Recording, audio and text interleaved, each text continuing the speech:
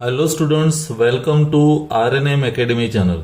Students, आज के video में हमें ये दोनों के बीच का डिफरेंस समझना है। एक है हीट पंप और दूसरा है रेफ्रिजरेटर।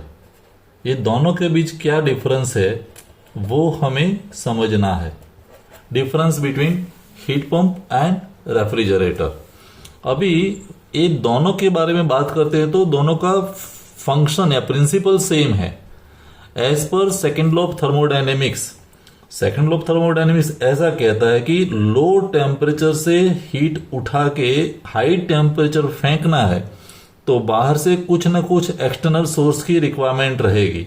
समझो कि ये T1 मीन्स हाई टेम्परेचर है, ये T2 है वो लो टेम्परेचर है। तो नॉर्मल केस में heat flows from high temperature to low temperature. लेकिन अगर मुझे लो टेम्परेचर से हीट को उठा के हाई टेम्परेचर पर ले जाना है तो कुछ न कुछ वर्क देना पड़ेगा W। और जो पावर देते हैं इसकी वजह से refrigeration and air conditioning devices जो है वो पावर कंज्यूमिंग डिवाइस है। अभी बात करते हैं रेफ्रिजरेटर और हीट पंप की। रेफ्रिजरेटर समझने के लिए मुझे सोर्स और सिंक की बात करनी पड़ेगी। ये मान लो कि हमारा सोर्स है, सोर्स, और यहां जो है वो मैं रिप्रेजेंट कर रहा हूं, ये है सिंक, दिस इज सिंक। और दोनों के बीच एक डिवाइस है, एक मशीन है जिसको हम कहते हैं रेफ्रिजरेटर। आर देख लो, ये आर है। अभी ये सोर्स है वो टेम्परेचर कौन सा है, T1, और ये जो सिंक है वो टेम्परेचर है T2। और हीट फ्लोज मीन्स सिंक में से टेम्परेचर मीन्स हीट उठा के मीन्स यहां हीट होगी वो Q2 है और यहां जो हीट मिलेगी वो Q1 है। तो सिंक में से हीट एब्सॉर्ब करके सोर्स को सप्लाई करना है और उसके लिए हम वर्क सप्लाइड करते हैं W। तो ये रेफ्रिजरेटर है, बीच में जो मैंने इंडिकेट किया वो R है। अभी वैसा ही डायग्राम जब आप देखेंगे हीट पंप का तो वो मोर और लेस सेम है। ये मैं फिर से आपको दिखा दूं, ये है सोर्स और यहां है वो सिंक है और बीच में मैं आर की जगह अभी इंडिकेट कर रहा हूं पंप मीन्स P, और फ्लो तो उसी डायरेक्शन में रहेगा। ये टेम्परेचर T1 है, सिंक का टेम्परेचर T2 है, यहां जो हीट है रिलेवेंट हीट वो Q1 है और ये जो हीट है वो Q2 है। पावर हम सप्लाई करते हैं means work is supplied W। तो एक जगह R है मीन्स वो रेफ्रिजरेटर है, यहां P है मीन्स पंप है। अभी रेफ्रिजरेटर का फंक्शन तो हमने समझ लिया कि सिंक में से टेम्परेचर मीन्स हीट एब्सॉर्ब करके बाहर फेंक रहा है। तो रेफ्रिजरेटर की जरूरत कब पड़ेगी, like the case of summer. यहां मैं एक्सप्लेन कर रहा हूं समर और विंटर का केस। समर और विंटर, मान लो कि मैं रूम का टेम्परेचर 25 रखता हूं तो करना क्या पड़ेगा, 25 से हीट उठा के 45 के वहां सप्लाई करनी पड़ेगी। विंटर में बात अलग है। विंटर में बाहर का टेम्परेचर मान लो कि 15 डिग्री सेंटीग्रेड है और मुझे रूम का टेम्परेचर रखना है 25। तो यहां से हीट एब्सॉर्ब करके यहां हीट सप्लाई करनी पड़ेगी। तो हीट पंप और रेफ्रिजरेशन की बात करते हैं तब दोनों में एरिया ऑफ इंटरेस्ट का बात है।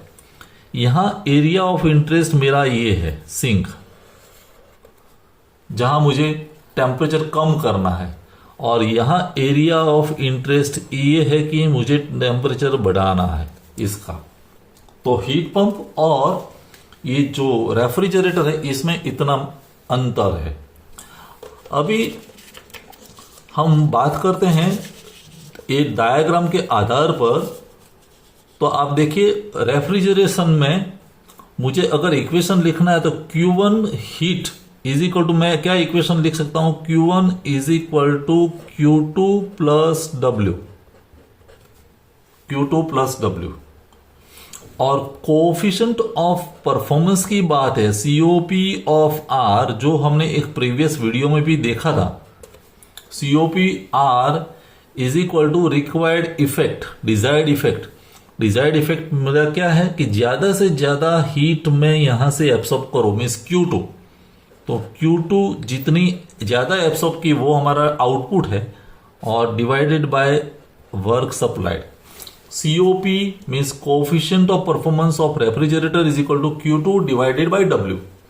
सिमिलरली अगर आपको कोफिशिएंट ऑफ परफॉर्मेंस लिखना है हीट पंप के लिए, ये पंप वर्ड हम क्यों यूज कर रहे हैं वो भी समझ लीजिए। पंप मीन्स हम हीट को पंप कर रहे हैं। जैसे वाटर पंप है हमारा, जो सेंट्रीफ्यूगल पंप है, तो वो क्या करता है, हम इलेक्ट्रिसिटी सप्लाई करते हैं, पावर, तो लोअर लेवल से पानी उठा के हायर लेवल पर फेंकता है, सप्लाई करता है, तो पंप करता है। तो जैसे वाटर पंप करता है वैसे यहां हीट पंप करता है, लोअर टेम्परेचर से उठा के हायर टेम्परेचर पर। तो COP ऑफ पंप यहां हमें कितनी हीट सप्लाई की वो इंपॉर्टेंट है, Q1।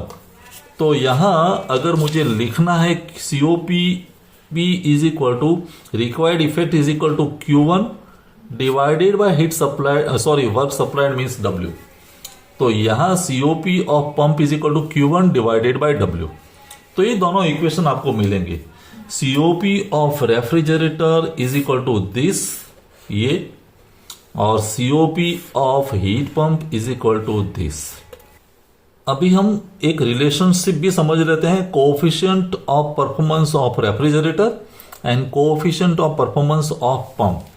तो वो रिलेशन हम कैसे समझेंगे, ये मैं इक्वेशन लिख रहा हूं रेफ्रिजरेटर के लिए। जो इक्वेशन मेंशन किया है कि Q1 is equal to Q2 plus W, ये तो क्लियर है।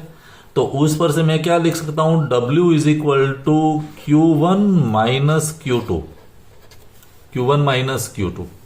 अभी ये जो इक्वेशन मैंने लिखा, वो तीनों टर्म्स को मैं W से डिवाइड कर देता हूं, means W divided by W, यहां भी W से डिवाइड कर दिया और यहां से भी W को डिवाइड कर दिया।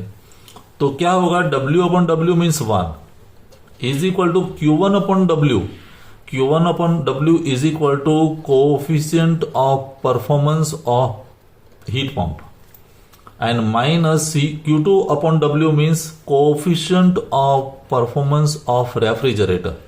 ऐसा इक्वेशन बनेगा, और इस पर से मैं लिख सकता हूं कि coefficient of performance of heat pump is equal to coefficient of performance of refrigerator plus 1। Means refrigerator का जो COP है उसमें 1 ऐड करेंगे तो हमें हीट पंप का COP मिलेगा। ये इक्वेशन बनता है कि COP ऑफ रेफ्रिजरेटर प्लस 1 तो COP ऑफ हीट पंप। तो स्टूडेंट्स, मुझे लगता है कि हीट पंप का फंक्शनिंग और रेफ्रिजरेटर का फंक्शनिंग आपको समझ में आया होगा। दोनों का लाइन डायग्राम ऑलमोस्ट सेम है, दोनों जगह हम वर्क सप्लाइड कर रहे हैं, लेकिन दोनों में एरिया ऑफ इंटरेस्ट अलग है। रेफ्रिजरेटर में हमारा फोकस रहता है सिंक, जहां हमें टेम्परेचर रिड्यूस करना है, और हीट पंप में हमारा फोकस रहता है सोर्स, जहां हमें टेम्परेचर बढ़ाना है। जहां टेम्परेचर कम करना है वो नॉर्मल हमारा केस ले सकते हैं समर सीजन, और हीट पंप का यूज है विंटर सीजन में, जहां हमें रूम को हीटिंग करना है। तो दोनों का COP भी हम मेजर कर सकते हैं, और COP of pump is equal to COP of R plus 1। ये इक्वेशन आप याद रखेंगे। कोई डाउट है, क्वेरी है तो कमेंट सेक्शन में जरूर बताएं। मिलते हैं नेक्स्ट वीडियो में। Thank you for watching, thank you very much. अगर आपको ये वीडियो पसंद आया है और आप मेरी चैनल पर नए हैं तो प्लीज मेरे चैनल को लाइक कीजिए, शेयर कीजिए और सब्सक्राइब जरूर कीजिए। Thank you very much.